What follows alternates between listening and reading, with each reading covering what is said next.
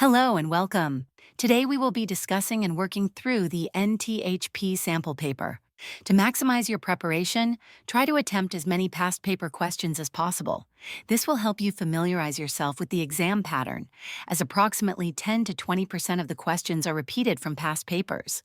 Let's begin with the English section. Get ready to test your skills. In questions 1 to 5, you are required to choose the correct form of the verb. This section tests your understanding of subject-verb agreement, focusing on how verbs must match their subjects in number, singular, plural, and tense. Practice subject-verb agreement to improve your accuracy in English grammar. In questions 6 to 15, you are required to insert suitable prepositions in the blanks. This section tests your ability to choose the correct preposition based on context and grammatical rules.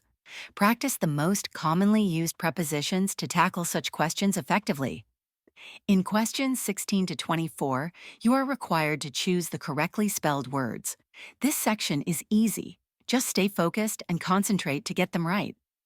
In questions 25 to 29, the examiner is testing collocations, phrasal verbs, and precise word usage in English. Pay close attention to common word pairings, verb-preposition combinations, and context clues to select the most accurate option. In questions 30 to 33, you are required to read the given paragraphs carefully to answer the questions. This section tests contextual reading and reading comprehension skills.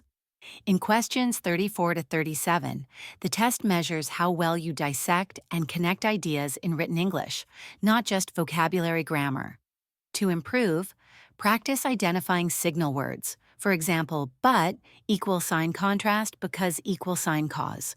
Ask, is this sentence proving, opposing, or elaborating the previous one?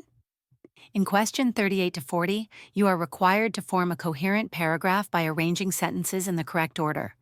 Read all the options carefully and look for logical flow, transition words, and sentence connections to build a cohesive and well-structured paragraph. This is a very easy paper. The real paper are quite tough. Stay tuned for the next paper discussion.